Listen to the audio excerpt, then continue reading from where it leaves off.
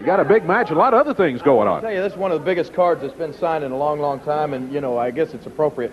Following the Mid-South Fair that's been in town for 10 days here. And, of course, we've been having USWA Championship Wrestling out at the fair. It's going to be there again tonight. We've got the finals tonight at the Mid-South Fair of the big tournament that's been going on, and also again tomorrow night. I'm going to be out there tonight. I think Jeff Jarrett, Robert Fuller, a lot of people out there tonight, and tomorrow night also.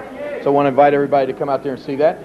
Before I talk about this match that I've got coming up Monday night, which is of course a big one, I want to mention a couple of other things that you said that we got going on here. Can you not hear me over there? Is there a problem?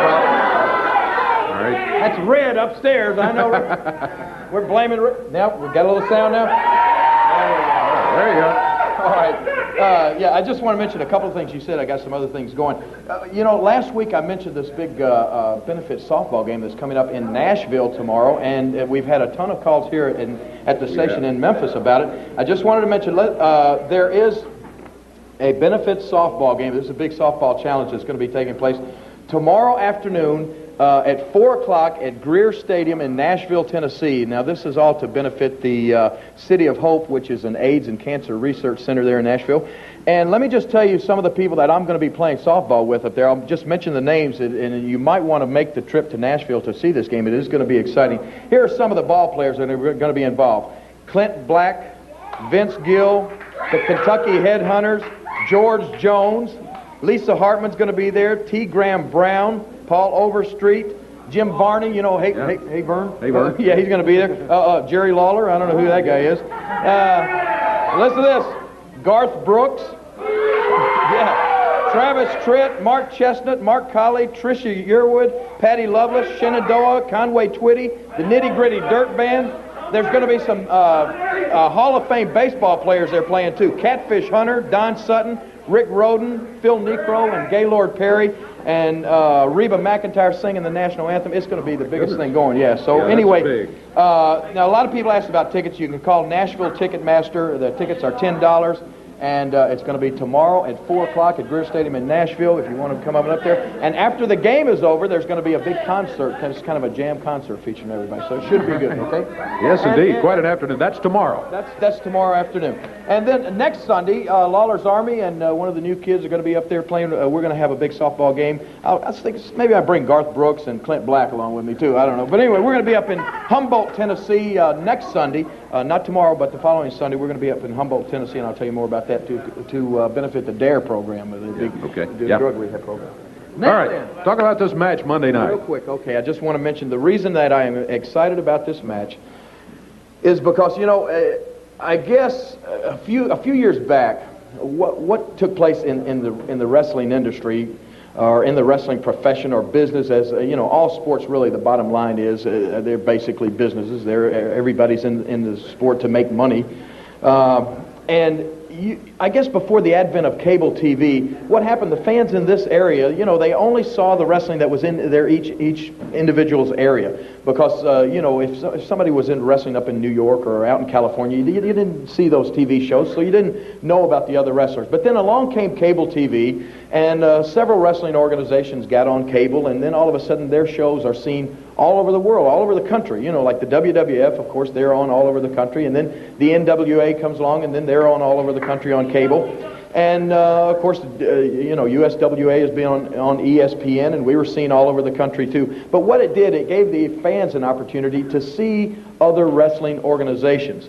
Now, there was some good things and some bad things about this. The good things was that fans got to see a lot of other wrestlers.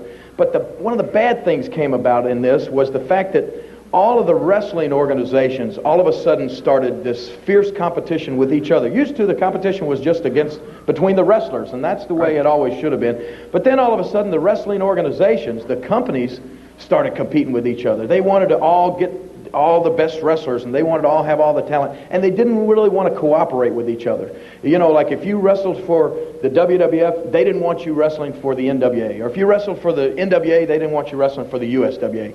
And that, I think, was the loss of that's where the fans became the losers, because then, you know, we used to claim to be world heavyweight champions, and just, you know, that was one of the things about this unified title that I was always proud of.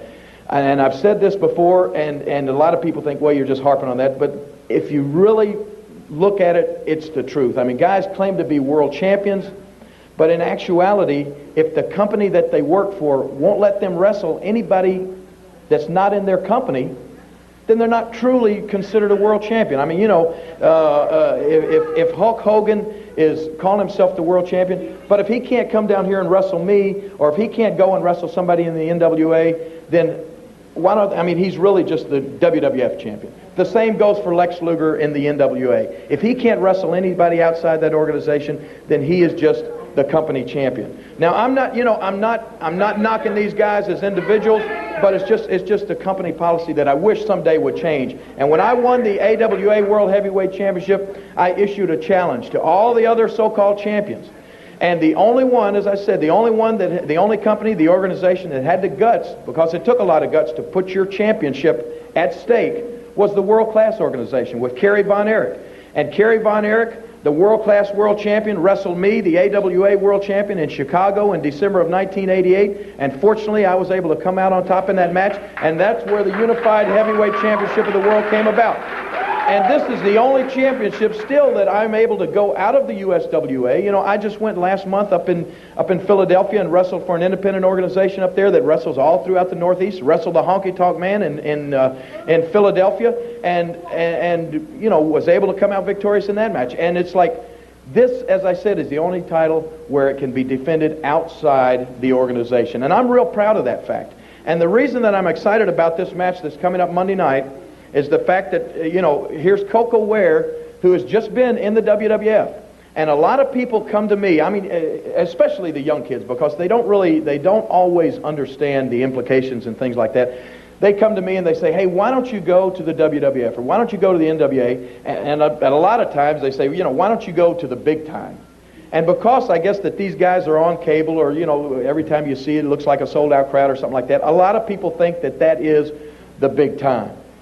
But I just want to tell you this. I've been to New York City. I was on, you know, I've been to New York to wrestle. I wrestled the Road Warriors right in the Meadowlands Arena there in front of a sold-out crowd. And I've been on the David Letterman show. And I just want to tell you my experience in New York. When I left my hotel to go to the subway to get on the David Letterman show, and this is the honest to God's truth, I stepped over, out of a nice ritzy hotel, I had to step over people that were sleeping on the street. One guy had a baseball bat that he was using for a pillow that was sleeping right on the street.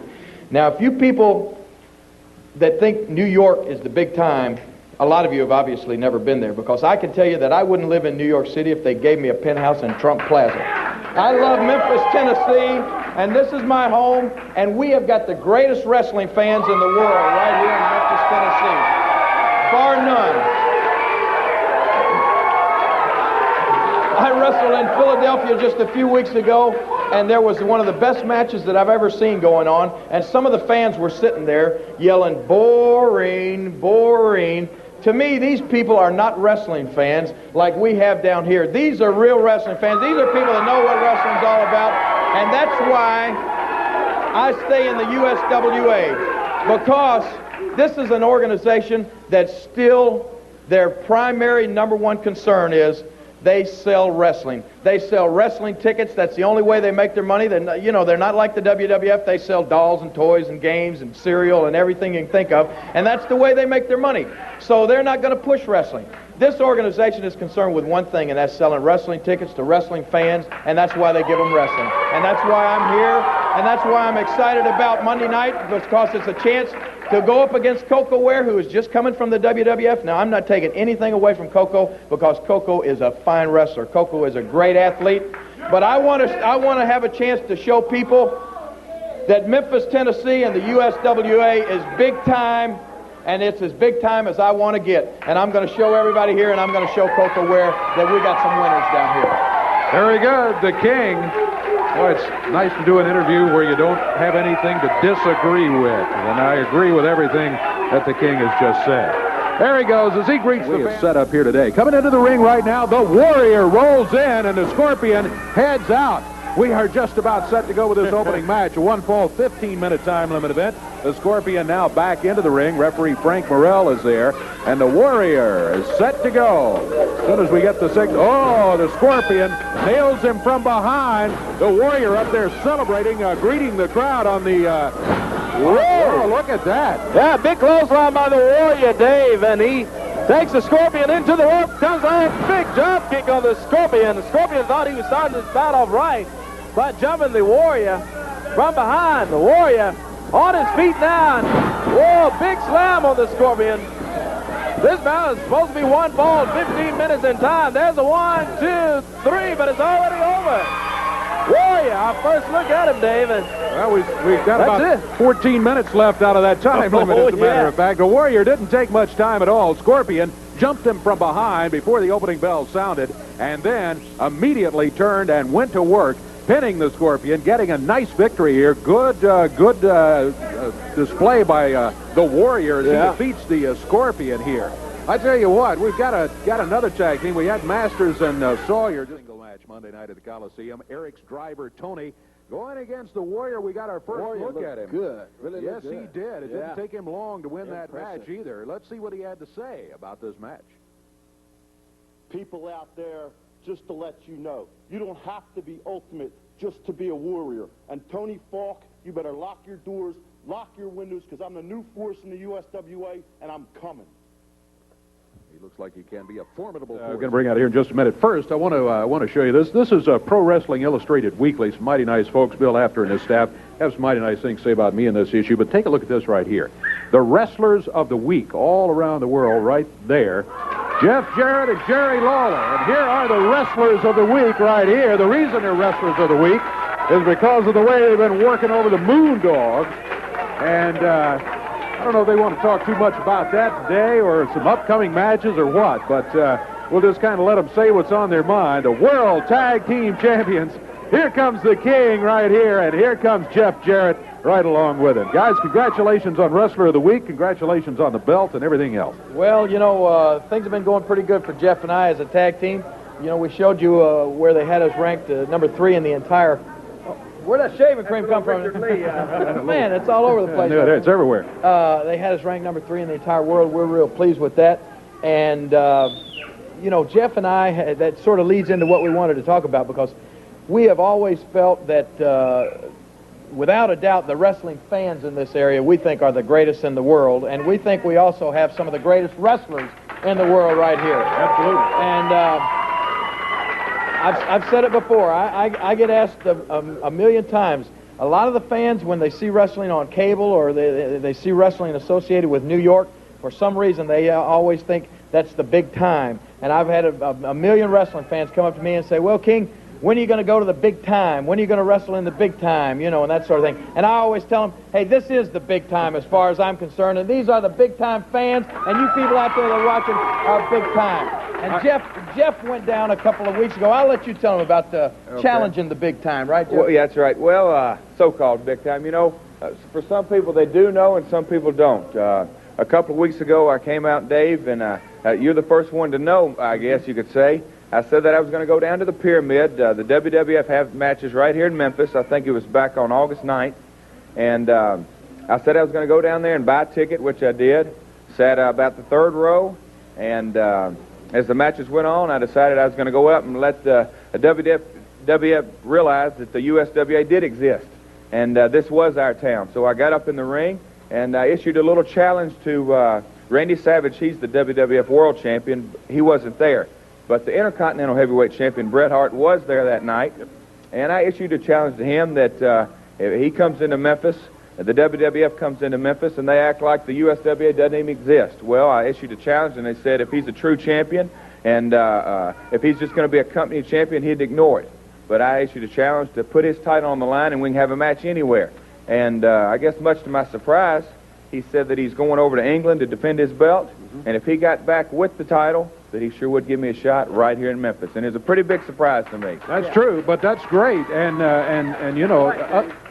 Since then, that was back August 9th. Since then, I hadn't heard a word out of Bret Hart, the WWF, any of their officials, or anything like that. Well, we have some videotape, and I don't know if you guys know about this or not. Yeah, but do you?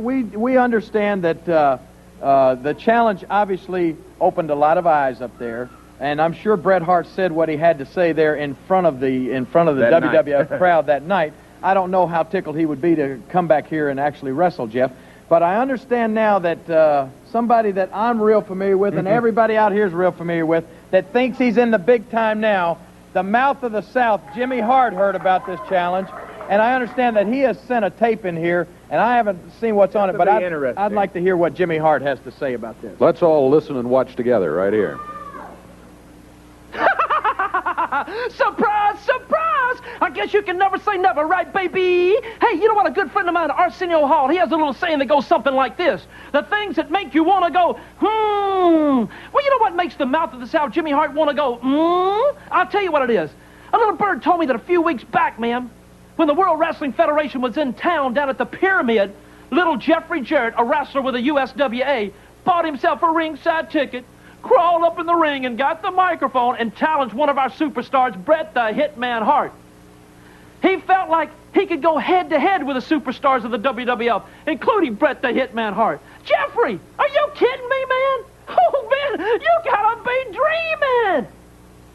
Then also, little bird told me that Jeffrey Jarrett, along with his tag team partner, and I know this guy very, very well, Jerry the King Lawler, will rank number 3 in the world by some local wrestling magazine.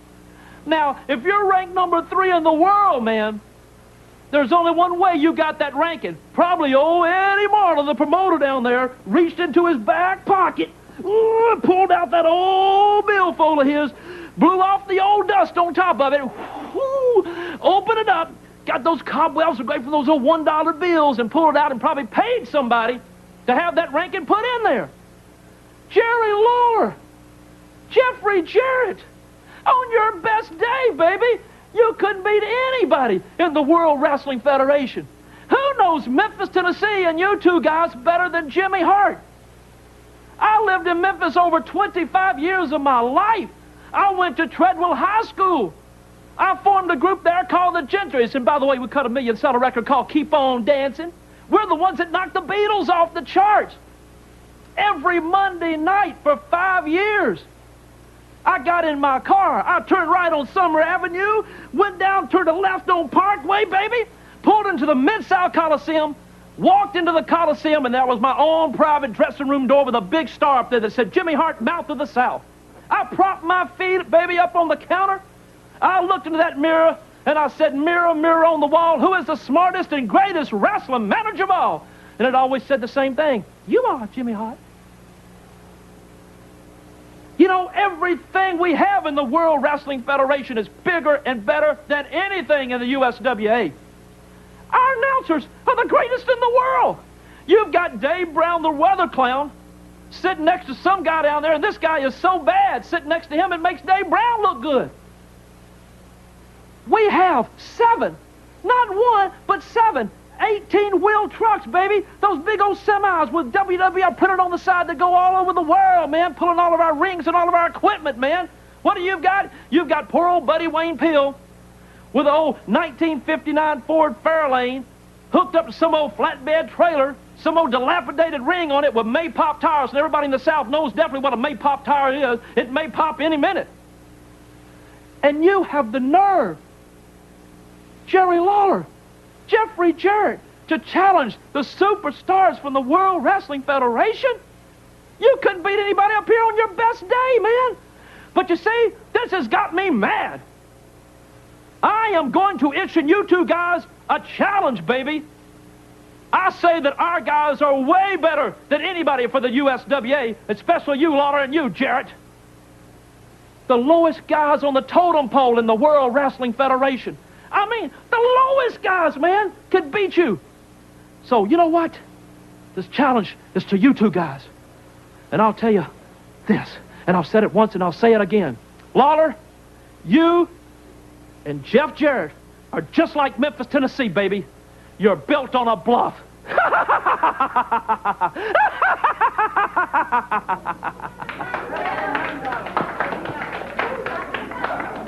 Well, you know, I heard somebody over here say he's telling the truth. Well, let me tell you something about Jimmy Hart. He's sitting there with a big smile on his face, and he's happy as he can be. And yeah, he's in the WWF. He's making a lot of money right now. Trying to make a lot of jokes. Yeah, and Jimmy Hart, you're right. WWF, They got big ring trucks.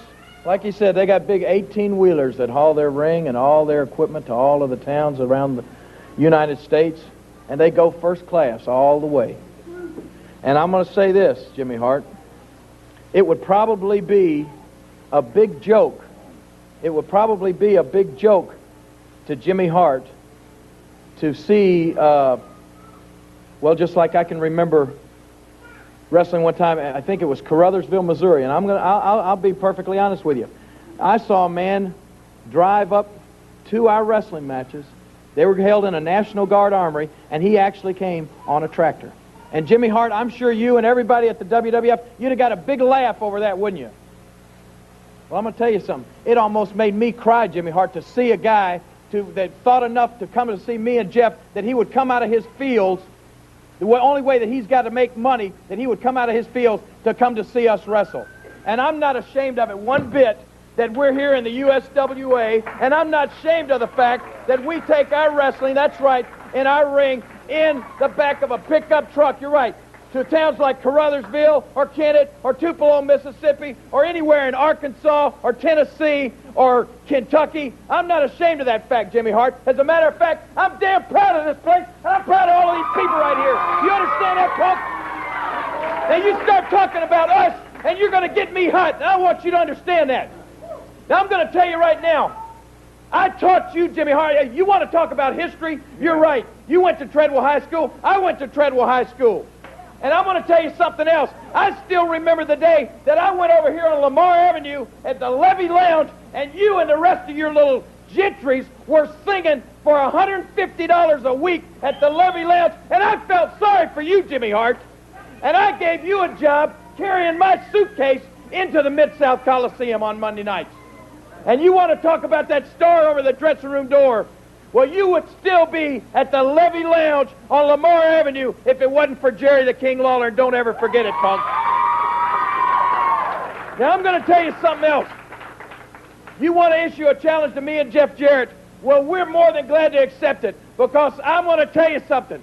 I'll take on anybody in the WWF, as I have before. I'll take on anybody in the NWA, the WCW. I don't care where they are. The bigger they are, the harder they fall. So, Jimmy Hart, bring your WWF in here, because Jeff and I are ready for him. Is that right? Are we ready for him? Let me interrupt you just a minute. I don't want you or the fans to think that this is the WWF versus the USWA. It's not. I understand. What about what he just said, Eddie? That's making Jimmy a big Hart. pack of lies wait about just a second. That is Jimmy Hart. And I know what you think of Jimmy Hart, and I feel the same way. But I have no beef with the WWF, Vince McMahon, or any of his staff. It's a fine organization. And they got some great talent. Now, wait a minute. They got some great talent there.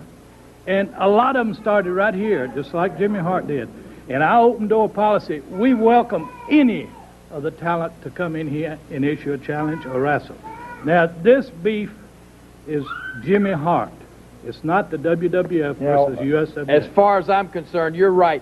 We welcome anybody, Jimmy Hart. You send some WWF superstars down here, you put them on those 18-wheelers, or you put them first class in a big jet, you get them down here in our town, and we will show you, Jeff Jarrett, myself, and anybody in the USWA will show you exactly what you think of your big superstars. So bring them on, because we are ready for them. Is that right? Are we ready for them? Bring them on. We'll be back with more of the USWA after this.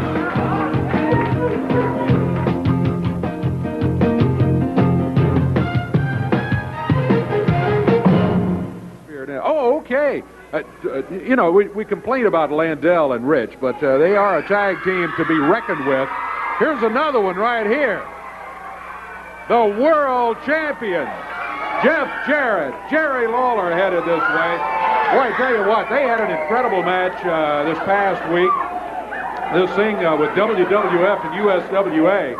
And Lawler and Jarrett had a match against the Orient Express. And let's talk just a minute about that match. I still got those world belts. I know you guys are especially happy about that. Well, we are happy about that. We just wanted to come out here real quickly and say, Jeff and I, well, first I got to give credit where credit is due. Jeff issued the first challenge against the WWF. He went in there against Bret the Hitman Hart in Memphis, Tennessee at the Pyramid. He got into the ring, the WWF's ring, and he challenged any of their wrestlers. The Hitman accepted his challenge, but then he went out and lost his belt at SummerSlam, didn't he? So I don't guess we'll be hearing from them. But we are a little bit disappointed that the WWF thought so little of Jeff and I that they tried to send a couple of boys to do a man's job. They sent the Orient Express down here, and just, I think we have just a little short piece of video. We'll let everybody know exactly what happened in that match here. All right, watch this. Leaps over and tags his partner, Jerry Lawler. Ball and strap comes down. Look at the King go to work on the Orient Express. Jeff's got the big Orient Express. Lawler's got Tanaka, comes off the ropes. Oh, boy, did he flip Tanaka.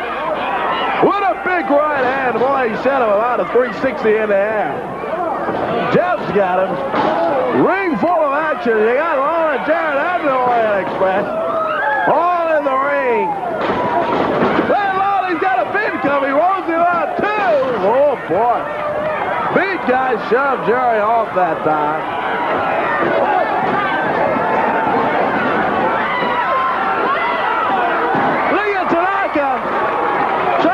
Big key and he got his partner. 1, 2, 3. They got him. Great victory there for you guys. Well, you know, it was a great victory in a sense because we did win. We felt like we upheld the USWA very well. But as I said, the Orient Express is not one of the best tag teams in the WWF. So we want them to know something, don't we, Jeff? That's exactly right, Jerry. We're still here. Jerry Lawler and Jeff still have the belts. And Jimmy Hart, bring them on, because like Jerry said, don't send any more boys to do a men's job, and that's exactly what we're going to do, is hold on to these belts. That's right. All right, there they are, the King, Jerry Lawler, and Jeff Jarrett, still world champions. Back with more USWA action in a moment.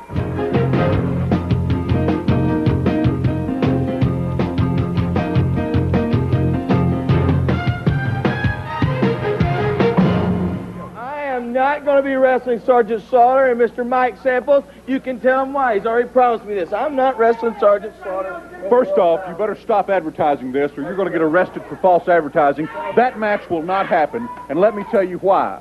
Now, everyone knows that I own a major portion of this company. That's right.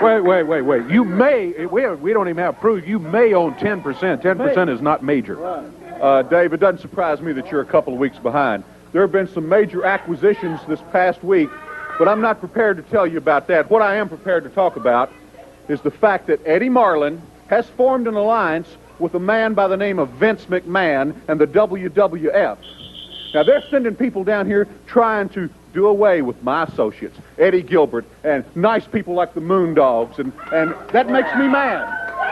I'm not going to stand for it. Steal my title. Sergeant Slaughter is a former WWF World's Heavyweight Champion. If they would send someone down here, a preliminary wrestler, it would be okay. But not a former champion. Eddie Gilbert has other things to do. That match will not take place. I'm not going to stand for... Oh, now here comes Eddie Marlin. Yeah, Eddie. Here comes Eddie Marlin. I come out here to tell you that match is going to take place. It's been signed, and the match will take place. I don't care what you say. Well, you can come out here and talk all you want. You have to confer with me before you sign any more matches.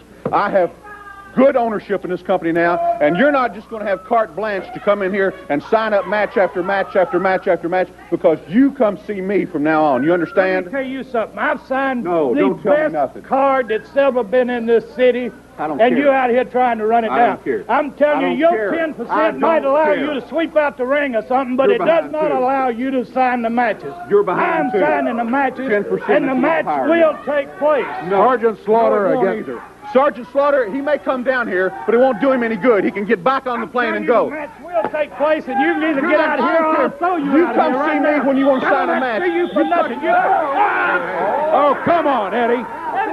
Turn him loose.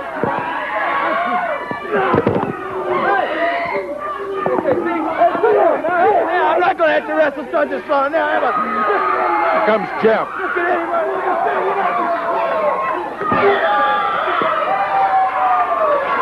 Well, there they go, Samples and Eddie. Gilbert. Jeff, help him out here.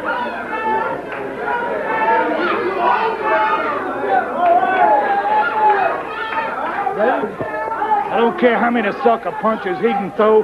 That match will take place. Sergeant Slaughter's got a word to say to him about it, and he will pay for that. Yeah, we've got some videotape on Sergeant Slaughter. Let's take a look at that. Thanks, Jeff, for helping. Attention, hot stuff, Eddie Gilbert. You scum, you slime, you maggot. My name is Slaughter. Drill Sergeant Slaughter. Have you ever heard of Drill Sergeant Slaughter? Well, it's your lucky day, because my orders just came down, and they say that I am to go to Memphis and face you at the Mid-South Coliseum this Monday night. Your worst nightmare. Hot stuff, Eddie Gilbert. I am Sergeant Slaughter, and when I come to the Mid-South Coliseum, my mission is to seek out and destroy you. I'm gonna kick butt and take names. And speaking of names, why do you call yourself Hot Stuff? Are you some kind of a pretty boy? Well, I don't like pretty boys. Do I? Do I, Hot Stuff? Speak up! Speak up, you rat! I can't hear you. Hot Stuff, Eddie Gilbert. Consider your days numbered. Consider your hours numbered. Consider your seconds numbered. Because I, Sergeant Slaughter, am coming to defeat you for the USWA Heavyweight Championship. And I will destroy you. I take no prisoners. And that's an order. I'm not the type of man to come out here and talk a bunch of crap. But this man I'm talking about is one of the best, one of the baddest individuals you're ever going to see come out in the squared circle. And that man I'm talking about is the one and only Jimmy Hart. Not to the south, baby. Jimmy Hart. People stand up and give him a What are you talking? Jimmy Hart.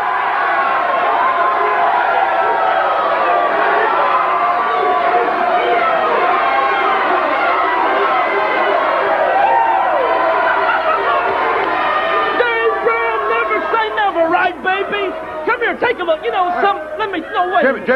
Jimmy, we appreciate you coming out for the surprise and all that. The fans enjoyed seeing you, I'm sure, but we got a format right here. You're not on it, and we're going to have to continue with the show. Hey, look at Gaylord. Look at this, man. Look, Mr. Hughes. He's got a format. Well, you know what we're going to do this format? We're just going to rearrange a little things here today, just like it used to be 7.5 years ago. You know, some things never change, baby. Look at the middle of this ring. That old patch is still in the middle of this ring out there. Where's Buddy Rain? Buddy Rain, you got to fix this up, brother. Somebody's going to get hurt, man. Look at how many people you got here. 30 or 40, 50 people over here. Everybody still getting free out here? You still getting free here? They still getting free. I guess you still go to the old church over here and get all those homeless people and wheel them in here, too, so you can fill up this audience out here, baby. Let me tell you something, man. I'm here today to give everybody here a history lesson. Because, you know, sometimes you need to go back to school and learn a little bit from your past. You know what I'm saying, baby? Many years ago, back in the 1960s, baby, at Treadwell High School right here in Memphis, Tennessee, Jerry Lawler and Jimmy Hart went to school together. Now, the only thing difference in Jerry Lawler and Jimmy Hart was this. I graduated from Treadwell High School with honors. Jerry Lawler spent so many years in the 12th grade that all the kids used to bring him apples because they thought he was one of the teachers there. But you see, when Jimmy Hart got out of Treadwell High School, I formed a group called the Gentrys. Now, this was back when the Beatles were number one. The Dave Clark Five, man, they were on the charts. The Rolling Stones were hotter than ever. But that's when Jimmy Hart, Larry Raspberry, Bruce Bowes, Bobby Fischer, all of us put a group together right here locally, cut a record with Chip's Moment over at American Studios, and put Memphis on the map musically. It wasn't Elvis Presley. It wasn't Johnny Cash, Jerry Lee Lewis. Our record in 1 week's time, baby, sold 5 million copies. That's right, baby. Then one day, we had this big super concert coming up on New Year's Eve, and a good friend of mine, George Klein, came to me and he said, you know, Jimmy, do you ever watch that little wrestling show on Channel 5 TV with that guy that calls himself the King, Jerry Lawler? And I said, well, I think I have a couple of times. I went to school with a guy, and he goes, well, you know what? His one dream, his one ambition, baby, was to get on stage with you and the Gentrys and maybe singing one little song. And I said, well, you know, for you, George, I guess I'll do it, because I don't guess that'll hurt anything if he gets on and sings one song with us. So we brought Lawler up, man. New Year's Eve, sellout crowd, 3,000 people, right? I dig this scene, man. The band's up jamming and playing. We're rock and rolling, doing Keep On Dancing. And now here comes Jerry Lawler.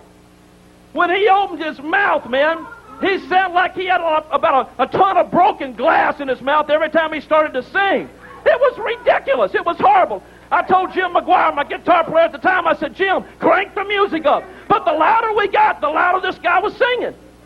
So we come off stage. What does the manager say? The manager says, you know, Jimmy Hart, buddy, this guy was so bad, I think it's killed your career musically here in Memphis. So for 6 months, baby, we couldn't even get a job in town. So I went to Jerry Lawler and I said, hey, look, King, this is the situation. This is the situation, baby. Well, you're going to hear it, baby, whether you like it or not, pal. So I went to him and I said, King, your wrestling career's dead. My music career's dead because of you. So why don't we get together and put ourselves together a situation that'll take you back to the top of the wrestling scene. So for 1 year and a half, I managed Jerry the King Lawler. He held every kind of belt imaginable, baby, until one day, Lawler felt a little homesick. So he wanted to go back to Memphis, Tennessee, Treadwell High School, and play some touch football with some of his local high school flunkies. While he was playing football, that skinny referee that used to be here, Jerry Calhoun, blindsided Lawler and broke his little puny leg. Now, there goes Jerry Lawler up to the St. Francis Hospital. He's in traction. He's got a broken leg. Now, what's Jimmy Hart supposed to do? Am I supposed to quit wrestling, quit music for Jerry Lawler? No way, baby. So you know what Jimmy Hart did, baby? I came back down here, Channel 5 TV. I wasn't going to sit up there and change his bedpan, hold his hand, take his temperature. And I went on TV, and I said the most famous words ever said on Channel 5. What do you do when a horse breaks his leg, baby? You shoot him. That's exactly what you do. So I started managing other wrestlers, and I took them to the top right here in Memphis, Tennessee. But then, that's where the big conspiracy started, baby. That's when old Eddie Marlin, Mr. Tight Pockets, got together with a big promoter here, Jerry Jarrett, and they formed this big coup, him and Jerry Lawler, to get rid of the mouth of the South, Jimmy Hart, 7.5 years ago. So all of a sudden, I found myself with my back against the wall. The first match, they signed me to going down to the Mid-South Coliseum on Monday night and going in the ring against Thomas Marlin, who weighed 255 pounds, who was Eddie Marlin's brother, who was an ex-boxer, Golden Gloves champion, and now I'm in a boxing match in the Mid-South Coliseum. But what did I do, baby? I hit him with a left hook, knocked him out, went over, looked down, pulled up the old, get the camera down here. You see you got one camera here. Reached down, took the boxing glove off, and there was a pair of brass knucks in there. But you know what? Jimmy Hart landed on his feet as usual. About 6 months after that, all of a sudden Eddie Marlin goes, you know, Jimmy, we've just signed you another match. And it's with Andy Kaufman. Andy Kaufman, the comedian, Mr. New York, Mr. Hollywood. He said, yeah, you're going to be in a handicap match against Jerry Lawler. And I said, Andy Kaufman can't wrestle. What am I doing with him? So now, there I am in the Mid-South Coliseum Monday night in a handicap match with Andy Kaufman against Jerry Lawler. What happens? You know the rest of the story. Lawler pile drives Andy Kaufman, breaks his neck, Andy Kaufman dies. it was going to be Jimmy Hart. I know he was trying to pile drive me, but once again, baby, Jimmy Hart landed on his feet, baby. But then, this was the big one, baby. The history lesson is almost over, but I want you to listen to this part right now. This is very important, baby. Then, the big one.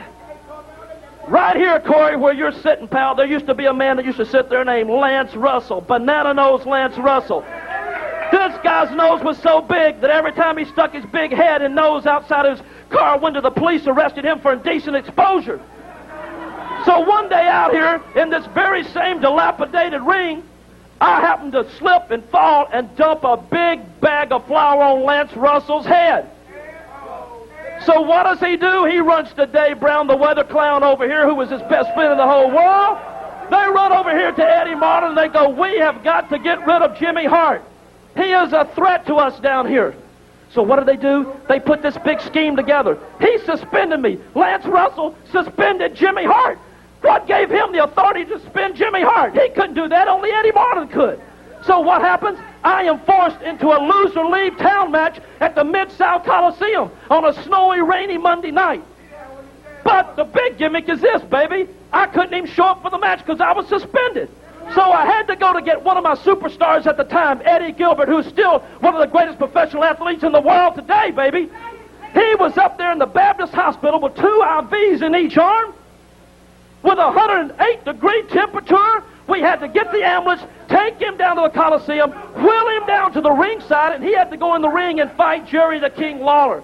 And the only reason he didn't beat Jerry the King Lawler then is because Jerry Calhoun, at the particular time, his best buddy in the world, Lawler's, gimmicked the match, and we lost it, baby. So there was Jimmy Hart, settling his home, packing up his bags, and heading out of town. But once again, you guessed it, I landed on my feet, baby. New York City. Everything has been fabulous in New York City. It's been great. The money, Philadelphia Spectrum, Boston Gardens. We just came back from SummerSlam, 83,000 people. But then all of a sudden my world came to a screeching halt because I had a little bit of news, baby, a little bit of news that came sifting up from the South down here. And it said that Jeffrey Jarrett, Eddie Martin's grandson, Jerry Jarrett's son, Jerry Lawler's tag team partner, who, by the way, are supposed to be the number 3 tag team in the world. Do you believe that? Well, if you believe that, you'll believe anything, baby. So all of a sudden, Jeffrey Jarrett goes down to the Pyramid where the big boys from New York wrestle once every 2 or 3 months. He goes down there, he scalps a ticket. He goes down and he sits in the front row, and during a match with Bret the Hitman Hart, at the particular time was the World Wrestling Federation Intercontinental Champion, and he challenges him to a match. Now, let me tell you something here, Jeff Jarrett. First of all, baby, you got to wake up and get real, man. This man here is called the Mountie. This is one of the superstars of wrestling. See this right here, baby? Look at this. Isn't he great? Doesn't he look good? This is one of our superstars of wrestling magazines, baby. Not those little cheap magazines that Mr. and Miss Coffee sell down here every Monday night, along with you and Jeffrey Jarrett's wash and wear T-shirts, Lawler. They're wash and wear because you got to wash them before you wear them because you don't know who's been wearing them before you bought them, man. So he goes and challenges him, man. This is the man that you want to fight. And if you want to fight him, you just call me. But don't call me Collect, and I can set you up with a match, Jeffrey. But this leads me to now. The number 3 team in the world, supposedly, is Jerry Lawler and Jeff Jarrett. Well, you know what I say? I say, baby, this right here is going to be the next number 1 team in the world. This is Mr. Hughes. This is Gaylord. But from now on, I might start calling him Mr. Howard. It might be the Howard and Hughes connection. Look at these guys' arms. Look at these guys' muscles. Now, Lawler, you and Jarrett, you want to fight somebody? Come here, Dave Brown. Take a look at this. What size coat do you think this man wears? You don't know. You don't know anything. What size coat do you think this man wears? Look at their fist. Look at this big fist. This big fist is bigger than anything you got, Daddy. They're big, Jimmy. There's no doubt about it. They're big. They're an awesome-looking team. Well, you know what, too? They're here. They're here for Jimmy Hart because they promised me that they will destroy anybody that gets in my way or anybody's way. They'll do anything I ask these 2 guys to do, Jimmy, because I'm going to make them a fortune in New York, baby. Jimmy, this has gone on a long time. We've listened to everything you had to say. You've got a team here that there's no doubt about it. They're big and they're tough. We have a show to do. I appreciate your stopping by. Well, thank you very much, and I'm glad to be here. But you know what? I'm going to stay here for the rest of the day. How do you like that? We're going to take a break right now. Let's go to break. You're not going to get rid of me. I'm going to be here for the rest of the day.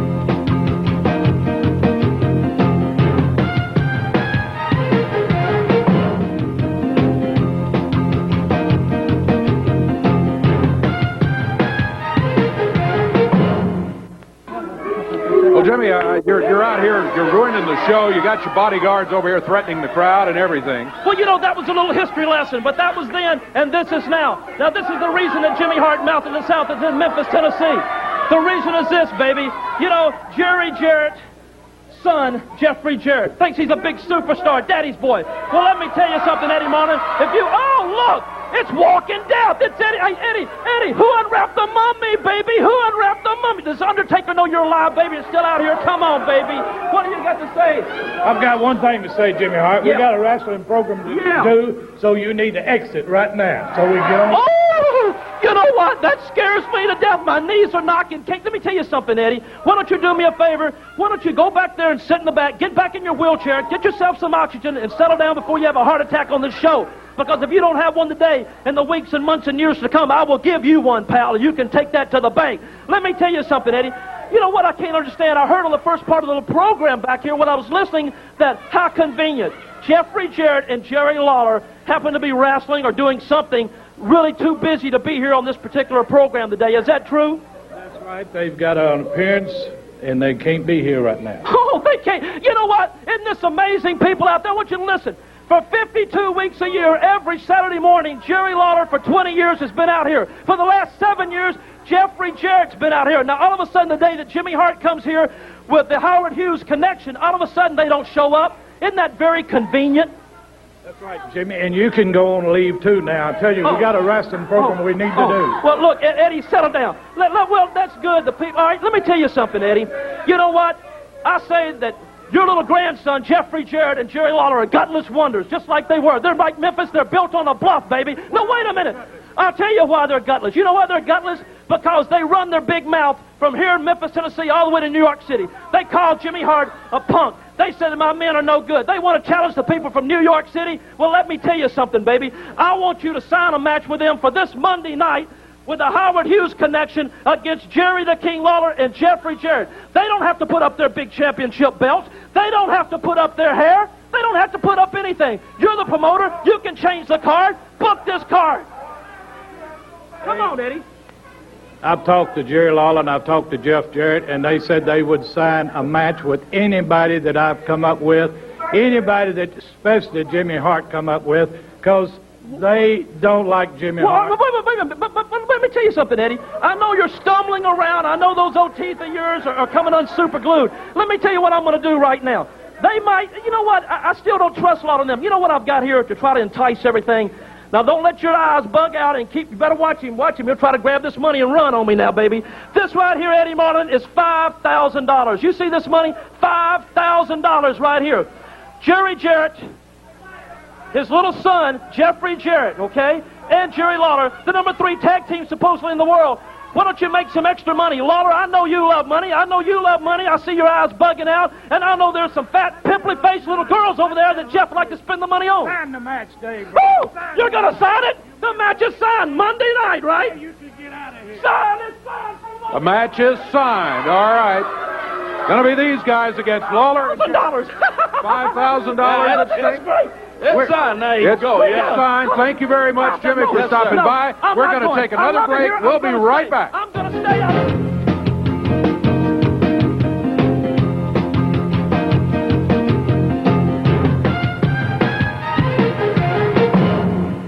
Corey, while he's over there talking to the crowd, here he comes back. Come on, Jimmy, the crowd wants Let me tell you something, Lawler. You and Jeff Jarrett, we're not satisfied with beating you. We're going to hurt you. We're going to put both of you in the hospital. I'm going to get you out of my life for leather. Both of you 2 punks. You'll be gone forever. Dave, first I want to apologize to all the many fans out there looking, because this is a wrestling program, and so far this morning all we've had is your big mouth. Hey, you can't talk to me like that. A while ago I was a little upset with you being here, but now I'm sort of glad you're here. You're welcome to be here, because I just talked to Jerry Lawler and Jeff Jarrett, and they assured me they would be here in 5 minutes or less. So you're welcome to stay. 5 minutes? Lawler, they're going to be here in 5 minutes. Oh, beautiful, baby. That's what we've just waited for. Lawler and them in 5 minutes. 5 minutes, all right. Oh, look at him there, yeah. Wait a minute. Wait, you said 5 minutes? Lawler and Jarrett are going to be in 5 minutes? What he said. Well, that's just great, because I don't have 5 minutes now, baby. Oh, yeah. I've got to catch a plane and go to Philadelphia, Pennsylvania tonight at the Spectrum. I wish I did have 5 minutes. I'd give anything for 5 minutes, but I don't have 5 minutes. But I promise you this. I promise you this, Lawler and Jarrett, we're going to end your career once and for all. Now he doesn't have 5 minutes. Yeah, no time now all of a sudden when he finds out they're on the way. Out here, he's out here running his mouth for almost 30 minutes. Oh, yeah. And Lawler makes it up against the ropes. Whoops him in. Big shoulder for Mr. Hughes. Leaps over Lawler. Comes back. Big hip toss from the King. Gaylord whips Jeff Jarrett in. Jeff comes under. Goes under again. Comes back. Beautiful broad press. Gaylord kicks out at 2. Oh, boy. Mr. Hughes has nailed away at Lawler in there. Boy, he continues to work him over. Referee Paul Neighbors, he's finally in and trying to help Lawler. Oh! Hughes goes in and smothers Paul in there. Oh, Lawler rolls him up in a small package. He's got him. He's got him covered. The referee Paul Neighbors is out in there. Gaylord kicks him off. Breaks the cover. Oh, here comes referee Frank Morrell in now. Goes over and tags Jeff Jarrett. Here comes Jeff. Whips Gaylord in. Goes in after the drop kick and misses. Missouri Tiger whips Jeff into the rope. Jeff comes off. Leaped over Gaylord in there and caught referee Frank Morrell. Gaylord's got Jeff bad. Referee Frank Morrell is out. Lawler's trying to get him going, get his attention. We've already lost one referee in Paul Neighbors. Oh, Gaylord goes after Jeff Jarrett with that big football tackle in there. Misses. Hughes holds on to Jeff. Jeff Gaylord goes over. Now Jeff Jarrett. Jeff comes down. Here comes Jerry Lawler. He waits on Mr. Hughes. Now's Hughes. Jeff's got Gaylord. 15-minute pass. 45 to wrestle. 15-minute pass. Lawler with a big backdrop on Mr. Hughes. Jeff Jarrett's up the lead. He nails Richard Lee. Lawler's overworking over Mr. Hughes. Here comes Bert Prentice. What in the world is he doing out here? Prentice is saying, hey, I'm a referee. He slides Frank Morrell out. He said, hey, I'm referee. Look at my shirt here. Jeff has second thoughts about it. Oh, Lee grabs the leg of Jeff Jarrett. Prentice looks over, sees him grabs his leg. Counts the finish, 1, 2, 3. And a Howard Hughes connection. Gaylord and Mr. Hughes get to 1, 2, 3 in 16:01. Well, he ran out of referees there, and then Bert Prentice kind of jumped in, and you saw the result of the whole thing. The guy who brought the Howard Hughes connection into town had a few words. The only good thing I can say about it is he's not here to run his mouth for 20 straight minutes today. Mouth of the South, Jimmy Hart. I told you so. I told you so. You know, it was really great, Lawler, being in Memphis last week at Channel 5 Studios, baby. Walking down memory lane. Looking at poor old Dave Brown, the weather clown, behind the desk with poor old Corey. Like I said before, Corey, you're so bad, baby. You make Dave Brown, the weather clown, look good. Looking at that old dilapidated, torn-down ring right there in that studio with the big old scotch tape or whatever it was across it. Buddy, I hope you fix that ring, man. Somebody's going to get hurt in that ring. Poor old Mr. and Miss Coffee over there selling those Jerry Lawler and Jeffrey Jarrett wash and wear T-shirts, man. Look at those 20 or 30 people in the audience. Whew, what a walk down memory lane that was. But you see, the biggest thrill I had, man, was Monday night at the Mid-South Coliseum, by the way, which I was barred from going to the Mid-South Coliseum because, you see, right before I was getting on my plane in New York City, I had a phone call, and they said, Jimmy Hart, you have been suspended for 7.5 years. You still cannot come back to the Mid-South Coliseum until Eddie Marlin lifts your suspension. I said, okay, if that's the way you want to play, baby, you're playing in the right ballpark when you play in Jimmy Hart's ballpark. But you see, I didn't lose my $5,000. The Howard Hughes connection, baby, wiped Jeffrey Jarrett and Jerry Lawler out. We've made a laughing stock of you two guys. We've made a joke of you. You went on TV, man, and you said how big and bad you two guys were. You know, Eddie Marlin, you said they were number 3 in the world. Well, let me tell you, we're the big boys from New York. Look at this, baby. This is Jimmy Hart and Money Incorporated. What a great team. This is Jimmy Hart and his nasty boys. What a super team, Daddy. And now it's Jimmy Hart and the Howard Hughes connection. So let me tell you something, Eddie Marlin.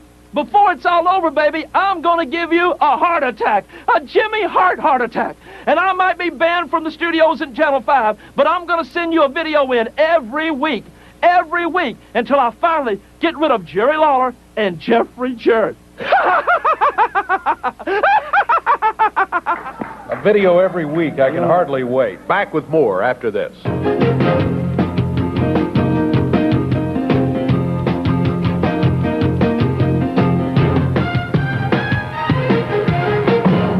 Coliseum, 7:30 is when it all begins. Junkyard Dog is right here, and JYD, you got a very special partner coming up this week. Well, I told the boys last week that I had friends in high places, so I made a telephone call, and I got a return on the call. So, Blackhearts, get yourself prepared. Take a look at that face. Take a look at that face. Look at it real close, because it's coming towards you. Monday night, right here, live in the Show Enough Living Color. And oh, by the way, I want you people to take a look at what's coming up on this video. All right, yeah, we've got an interview right here from Hacksaw. Here he is, right here. Listen. You're not messing with some punk kid at the convenience store. You've got Hacksaw Jim Duggan, 6'3", 290 pounds, and I'm coming at you. If you want to wrestle, fine. I can shoot takedowns, I can shoot go-behinds, but if you want to fight, if you want to hurt somebody, if you want to end somebody's career, well, I'm no stranger to that. Because remember, wherever Hacksaw Jim Duggan goes, my 2x4's not far behind. Tough guy. Oh! There he is. You see what I'm talking about? They broke his ribs 3 years ago. They tried to end my career. Monday night, it's going to be a lot of tail sparking. The Junkyard Dog with Hacksaw Jim Duggan teamed up Monday night against the Blackhearts at the Mid-South Coliseum. I want to get my tongue back in shape here and see if I can talk. Oh, well, here they. I was going to take a quick break before anybody else showed up. He knew where we're coming, and he run away. Hacksaw, you cross-eyed, snot-snooting idiot. We hurt you once. They're going to end it not only for you this time, but the Junkyard Hog, Dave Brown. It's going to be our pleasure. You think they were destroyed today? They're going to be destroyed worse Monday night. We're going to end it. I hope he don't think he's going back to New York. We'll find out Monday night. It's going to be a different situation from what you faced here today, let me tell you. Back with more USWA action right after this. A week or so ago, you promised that the Browns were going to win one for your birthday, and they did. Well, they did. They barely pulled it out over the Bears, didn't they? It was a good little win there, and the Bears went down to defeat. But, hey, can we get a show? This is one of the greatest studio audiences I think we've ever had here. How about it? Look at this. Good group. Good group. Bunch of nice young people. Got some Boy Scouts over there. Everybody. Get them on TV a little bit there. I want to come out and explain, just take a couple of seconds here to explain where I was last week. You know, I wasn't on the card last Monday night. True. As a matter of fact, I'm not on the card again this Monday night, and I want to explain why. Then I'm going to explain. I also brought a little tape along here to show you what a thing that I did. Jeff and I went up and did this past week also, involving a little movie. I was in a movie. Ooh, all right. In a movie. Well, I'll show you that in just a second. But first of all, I wanted to say, you know, a few months ago, there was a sort of a challenge issued and a challenge accepted, or at least we thought it was accepted. Jeff Jarrett came out and went. Well, he actually went down to the Pyramid down here when the WWF was in town and bought a ticket, went to the matches. Jeff stood up, got up into the ring and challenged Bret Hart to a title match, because Jeff was, as I said, you know, he was carrying the banner for the USWA against the WWF, and Bret Hart accepted his challenge, but you see that match never materialized. Bret Hart said that he would come back and wrestle Jeff, but he's never come back and wrestled Jeff. Now, it's true, Vince McMahon and the WWF, I guess they got in contact with Eddie Marlin, and in my opinion, what I think they try to do is sort of just kind of smooth the situation over. They sent some wrestlers in here, like the Bushwhackers and Sergeant Slaughter and a couple of guys like that, But they didn't send anybody in for any title matches. They didn't send anybody in for Jeff to wrestle to try to win the championship. They didn't send anybody in for me to wrestle to try to defend this championship. And last week, there was a match scheduled. Vince McMahon had contacted Eddie Marlin and said, okay, we're going to send you one of our top wrestlers because we want our wrestler to have a shot at the USWA Championship and Jerry Lawler. And then, you know, I mean, this may all be, it may have really happened, but it seems like it's just a little bit too convenient to me, and especially when I tell you what else has taken place. Last week, on Friday night, the night before the TV show, with the match already booked, when we were ready to come out here and tell you about the WWF wrestler who's going to come down and wrestle me, Eddie gets a call from Vince McMahon and says, well, that guy's injured. He got hurt in a match last night. He's not going to be able to be there Monday night. So what that did right there, and he said, well, can you send a replacement? He said, we don't have anybody else available at this time. So that left me sitting without a match last Monday night. Now, he calls him back earlier this week, said, well, okay, we got this guy. He's well now. He's ready to come back. We'll have him there this Monday night.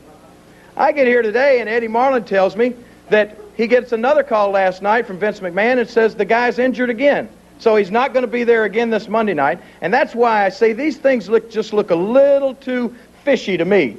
What I think the situation is that the WWF don't want to send anybody down here to challenge for this title, because the fact is they know they don't have anybody up there that can beat me for this belt, because all of the people sit out there, and especially the WWF, all their superstars, they tell everybody how great they are, but when it gets right down to it, they don't want to go against me one-on-one. They don't want to go against the USWA one-on-one, because they are afraid that if we come out on top, then they're going to be sitting there with egg on their face, and they're going to have to eat crow, and they're going to have to admit to everybody that our wrestling right here in Memphis, Tennessee is not just as good, but is better than what they got in the WWF. And that's all I got to say about it. If you got anybody in the WWF that is man enough to face me, get them down here, Vince McMahon, because I'm sick of sitting around and not being wrestling in my own hometown. Okay, Jerry. Clear enough. If I make it Absolutely. Before you leave, though, you mentioned something about where you and Jeff were this week. Okay, that's right. Tuesday, Jeff and I had a real unique opportunity to go. We flew up to Toronto, Canada, and we got, I don't know how big it's going to be. We got a couple of parts in a movie that that the Disney company is filming. It's going to be a Touchstone picture. And it stars one of the guys that has been in one of the biggest grossing movies of all time, Back to the Future, Michael J. Fox. And I'll tell you what, the scene there's a little scene in there where Jeff and I are wrestling, and Michael J. Fox comes down to the ring. I get to pick him up over my head, spin him around a couple times. I threw him onto Jeff, and then Jeff throws him off onto the mat and out of the ring. So naturally, they had a stunt double that we were going to do this with. But actually, at the end of the day, we were filmed on this thing for about 13 hours. At the end of the day, Michael J. Fox said, I think I can do that. So we actually did it with Michael. But anyway, I brought along just a little. They told me later after I brought my camera there, they said, hey, we don't allow cameras backstage or anything. But anyway, I got a little footage. There's Jeff in the makeup chair. He was getting a little makeup put on. And I'm telling the lady I don't need makeup because I'm going to be wearing a mask in this thing. This guy here, this was Michael J. Fox's stunt double. This is the guy that we wound up throwing around the ring a whole lot. This is a little girl that's in the movie. She thought she was the greatest thing since sliced bread, the little brat. But anyway, no, you got your fill of her real quick. But she was nice. This was just some of the behind-the-scenes stuff there. They are getting ready to shoot some of the scenes. They had the movie cameras there, and they had this arena set up in a big university there. The guy in the green coat with the blue cap is named Mark Lawrence. He wrote Family Ties. He also wrote this movie. The guy that he's directing, that he's talking to there, is the director. And they're getting ready to set up a little scene where out in the audience there are a bunch of kids. Michael J. Fox plays, the name of the movie is Life with Mikey, and Michael J. Fox plays a guy that started as a child actor. See that guy there? They have a stunt double for Michael. They also have a lighting double. That guy sitting back there, he just sort of looks like Michael J. Fox, so he gets to sit around until they get all the lighting done right, and he does all the rehearsals, and then when they get ready to shoot the scene, he gets up out of the chair, and Michael comes in out of the trailer and sits down, and he only has to work for a few seconds, and this guy here. Now here's the little scene with the stunt double up over the head. I throw him onto Jeff, who falls, and then he in turn throws him off of there, and that was the stunt double. But we did later on wind up doing it with Michael J. Fox. And I think I had a little, and then there's the little girl that he brings down. I get to pick her up there, and we sing happy birthday to her after the match. And as I said, this is where they said you're not supposed to have cameras in there. So here we are getting ready to shoot the scene, and there I am with a wrestling mask on. Jeff is over there, and I'm telling Michael J. Fox, I said, look, Michael, I got a camera right over here hidden. So if you'll come over and say hi to all the people in Memphis, wave at them. And here said, there's what I think of Memphis. No, not really. Anyway, that's there we were just getting ready to shoot the scene with Michael J. Fox, and that'll be coming out sometime this summer, hopefully.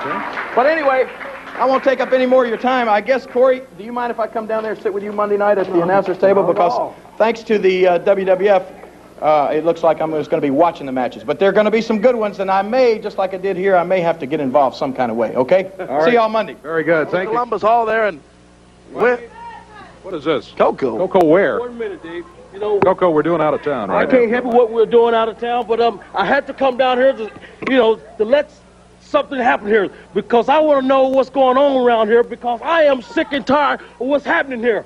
I'm sitting at home watching the USWA, and every time I'm watching the USWA, Jerry Lawler's got to knock WWF.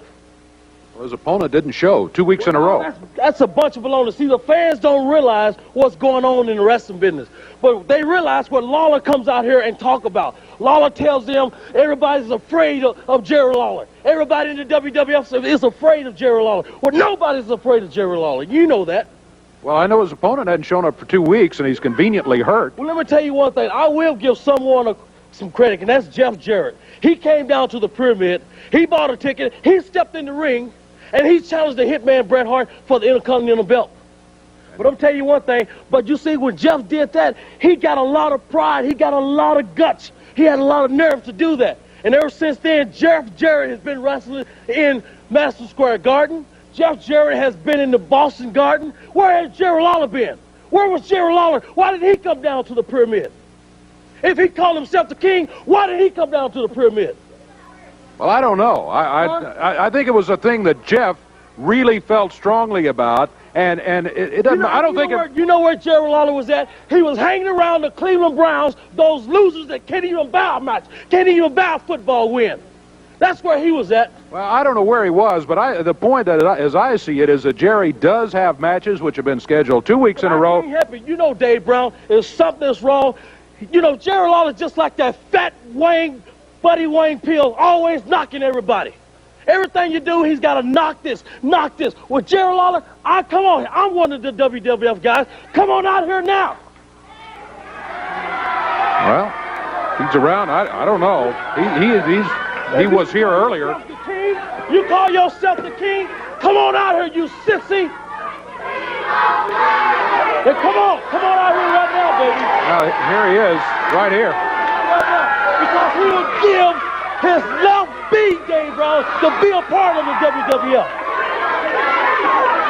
I'm not sure that's true, Coco. I mean, I understand what you're saying. I understand you're upset. He had some harsh things to say about the WWF, but maybe with good reason. I want to know one thing, Lawler. Why is every time you come out here on this TV show here, you always got to be knocking WWF?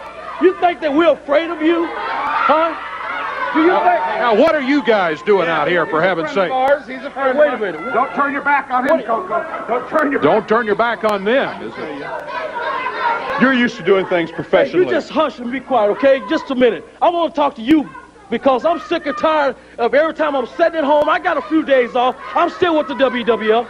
And you know you would give your left beat to be in the ring with the WWF. You know that. Hey, look, let's get one thing straight, Coco Ware. Yeah, you're with the WWF. That's right. You started out right here in this area in front of all of these wrestling fans right here. You start out, but you know what you did, Coco Ware?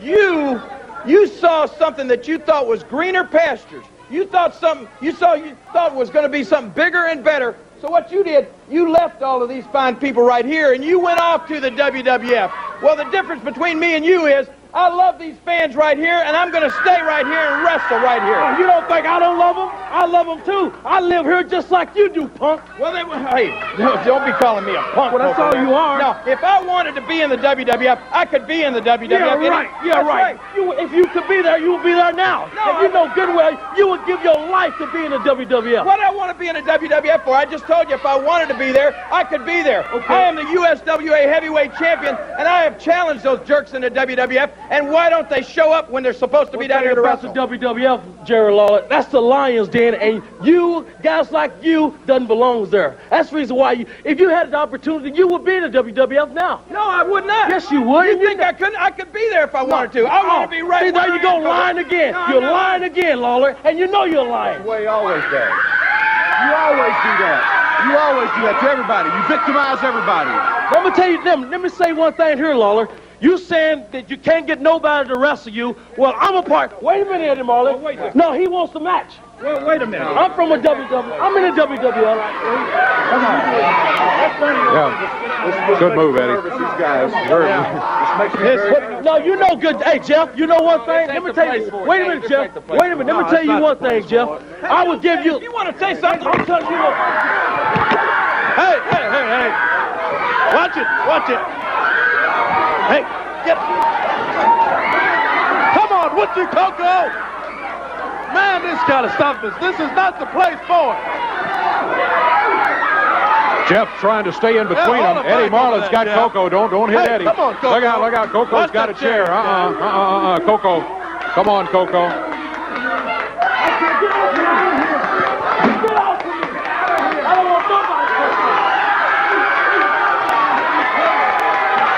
All right, Eddie is telling Coco to get out of here. Yeah, he's going to have him thrown out of here. That's the best thing to do. Yeah, head on out of here, would you? Come on, Samples, you stay out of it, for heaven's sakes. We would have been better off if you and Prentice had stayed out of it anyway. I'm tired of him knocking my company. When I used to work for you, Eddie Marley, I hated for someone to knock the USWA. That's right. But right out here is no place. You want to match with me? You got it all the time. Come on, you pick WWF. Well, there they go again. Prentice, will you get out of here, for heaven's sakes, with that?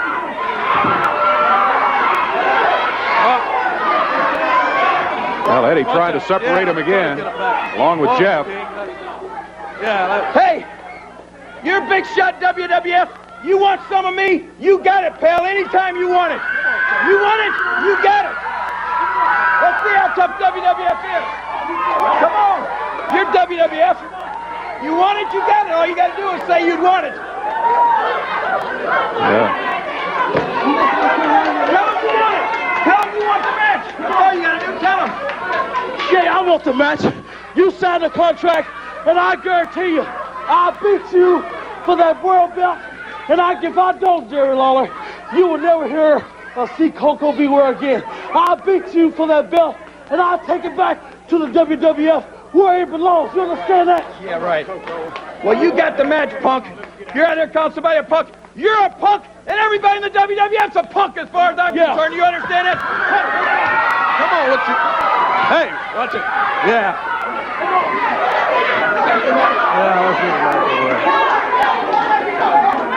All right, Jeff has maybe got Jerry on the way out of here. The bout's been signed. Let's Bert, Jerry Lawler, look at him run. You and Samples do us a favor and help tell Coco it's time. It's time to go on out of here.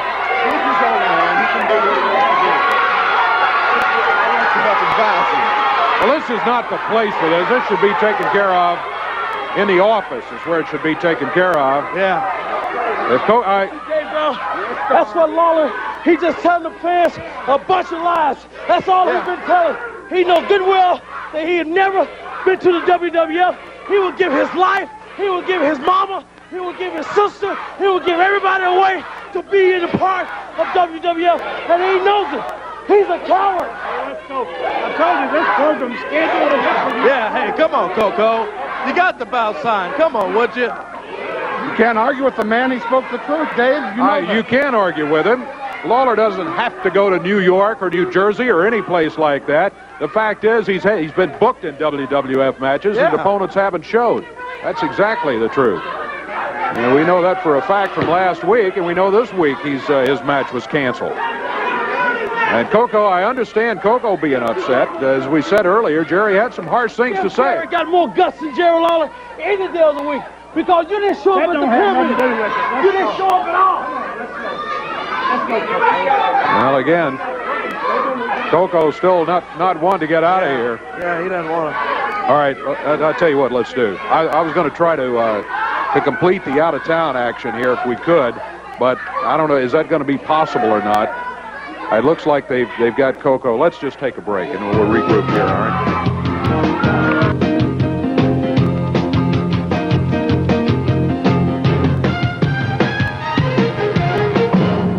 Here, but I know you're not happy today. No, I'm not happy at all. And that's an unusual situation when I come out here and I'm not happy. Because you see, I usually enjoy being out here. I usually enjoy coming out and saying hello to all of these great fans over here. But today is a different situation.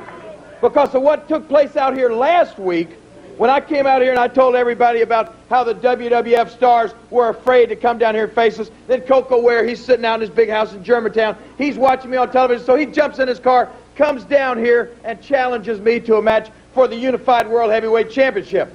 Well, we had that match last week at the Mid-South Coliseum, and as you can see, I'm standing out here today without the belt. Now, that's why I am not happy today, and let me explain something to you.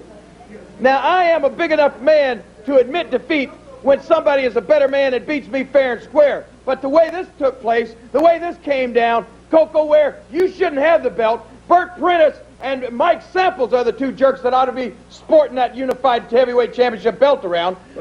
Let's show them. Let's show them what happened. We've got the end of the match on videotape right here, and you'll understand exactly what he's talking about. Watch. Well, Paul's out over that. Coco climbs the middle rope. Oh, he misses with an elbow. Lawler's got him pumping over there for the 3. Here comes Samples and Prentice both. Boy, these guys. Oh, look at Lawler. Clear him out in there. Swings out to Prentice and misses. Prentice hangs on. Oh! And Mike Samples covers Bert Prentice. Lawler nails Samples. Oh, King turns around. And look at Coco Ware. Oh, boy. How drives the King. He's got Lawler covered. He got him.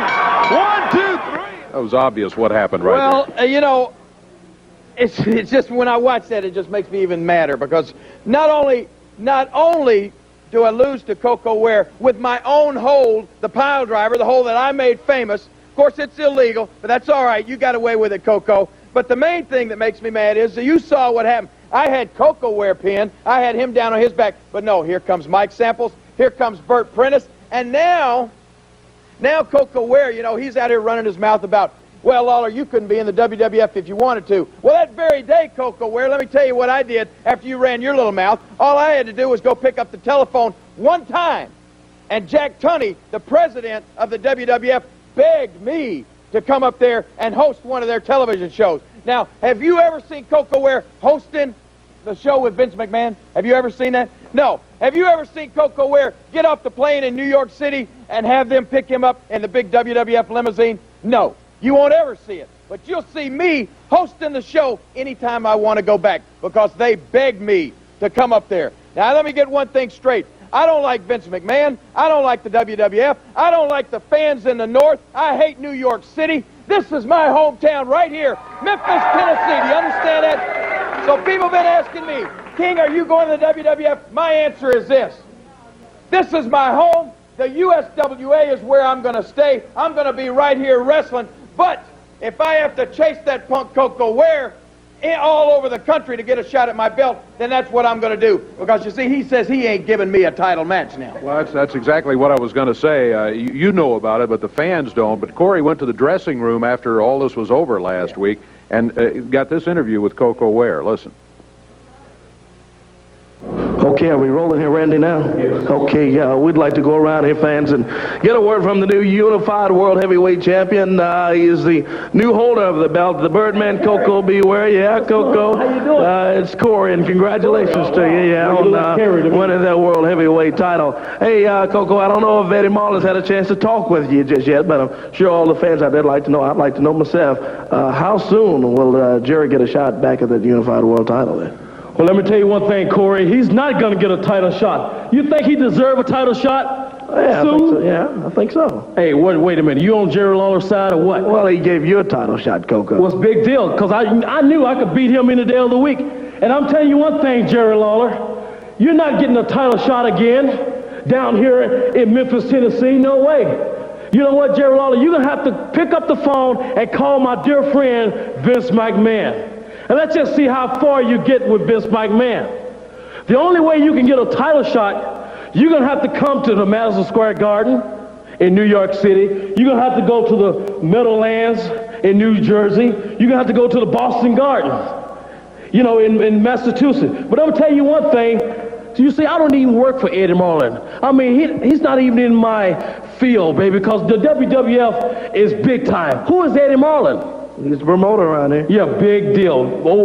Eddie Marlin's a promoter. Yeah. He's Jerry Lawler promoter. And I told you, Jerry Lawler, that I could beat you any day of the week. And I told you, Jerry Lawler, that I am sick and tired of you knocking the people. Maybe you can wake up and smell the roses. Don't be knocking the WWF for nobody. You understand that? You just shoot your own shot, Jerry Lawler, because I'm telling you, if you want a title shot, you have to come to New York City where this belt is going back to the WWF. Well, that's Coco saying putting in his little 2 cents worth there about what he's going to do with the belt. Well, let me put in my 2 cents worth. Coco Ware, I think you're a gutless wonder. If you weren't, you'd be right here today in Memphis, Tennessee, which is supposedly your hometown too. You supposedly live here, but no. Where do you want to go, Coco? You don't care anything about these fans. You want to head up to the WWF. You're not here today. You're not here on Saturday mornings. You're not right here in Memphis, but that's where you're going to find me. And I'm going to tell you what. I'm not going to go to New Jersey looking for Coco. I'm not going to go to Madison Square Garden. I'm going to wait right here, and I'm going to wait right here behind this desk here today, Dave. And I want to tell you something. If Coco Ware is sitting at home watching this show, I want to personally invite you down here right now. And another thing I want to do is I want to invite Mike Samples and that big fat Burt Prentice to come out here and show their face today, because they're going to see what they have done. They have made me hot, and when you make me hot, something bad is going to happen to you, boys. You might get barbecued. You might get beat. Something bad is going to happen, and it's going to happen right here today, right here on this show. So I'm going to stay right here until they show their faces out here today. It looks like we're going to have a guest for part of the day. We've got a show though. We're going to go on with it. Let's take a break. And I want Burt Prentice and Mike Samples to just show their face, because I got a little surprise for you boys. Come on.